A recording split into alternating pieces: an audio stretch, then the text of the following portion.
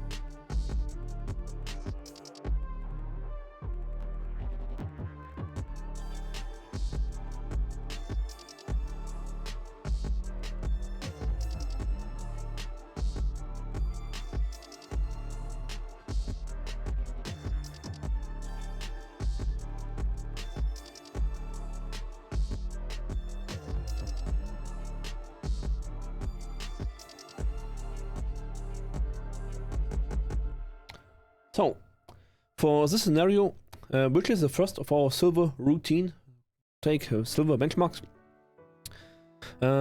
So let's play it in free play mode. So there are a few things to say about this. So it's called centering and not tracking for a reason. Like this is not like a classic track scenario where you practice your reading skills, track the bot. The bot is very clear what the bot is doing. Centering refers to the process of putting the target you're shooting at the center of your screen and keeping there. Which means you don't want to constantly flick onto the target and then readjust the speed and so on. This entire motion is not within the training program right now. There's not a tracking scenario. The centering scenario, you want to copy the speed of the target onto your mouse speed as perfectly as possible. Which means you look at the target always, you don't look at your crosshair. And you don't want, like I say, you want to avoid comparing the position of your crosshair to the target. You rather want to try to mimic the movement of the target onto your hand as perfectly as possible. Like focus on moving your hand with the correct speed first. This is the most important thing for this type of training, for centering training. Move your hand with the correct speed. This is the most important thing. Now, with this type of training, you can increase it very good if you increase the sense to something high, something very slow, like 70. And you can then even increase your fourth to see the target better. And then it gets incredibly easy, this entire thing. Okay, but you kind of do not want to do that, especially not for training runs.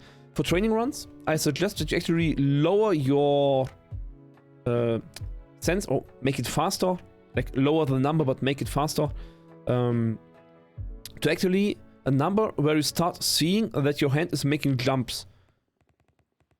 So here, see here, it's not a straight even motion. You see my hand is making small little jumps. And it's not an even, smooth motion. And you want to train the level which is that speed. So you actually train your fine motoric skills more. But this is really about the hand training. And also keep in mind that you can use this to train your entire arm. Then you lock your wrist and your fingers, you just move your entire arm. You can use it to isolate your wrist, depending on your sense. You can use a sense where you can isolate your wrist. It's just 90 degrees, not 180. So it doesn't move that much. And you can make a combination of both.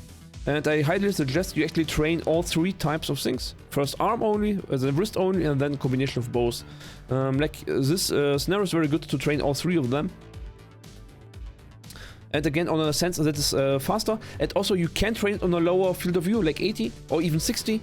It's because then it makes the scenario easier, so you get higher scores, so like cleasing, but that's not your goal. Your goal is to make it more clear that you are jumping and how much you are jumping.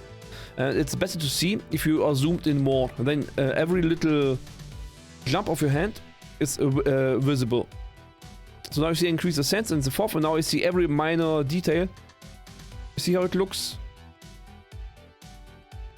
You see really how jumpy it is, right? And if I now increase the fourth to something like 120, where you see the opposite basically.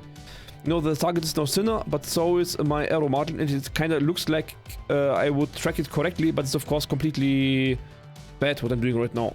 But it looks, yeah, well, I mean, of course you can see that it's bad, but I still mean it looks better than it looks zoomed in, basically. My arrow looks smaller, so like, oh yeah, I'm close to the target, I'm mostly on the target, I'm very often on the target, and whatever. No, if you have a higher field of view, you will see the arrows a lot better for this type of scenario.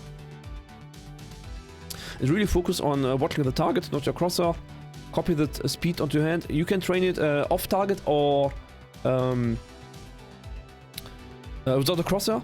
It's totally viable. I also recommend to turn on your sound for this one.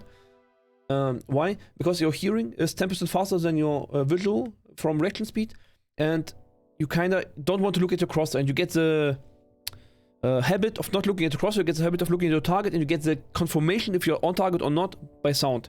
So you get a rewarding sound, and that totally works to, yeah, sorry, this button. So now you can hear it.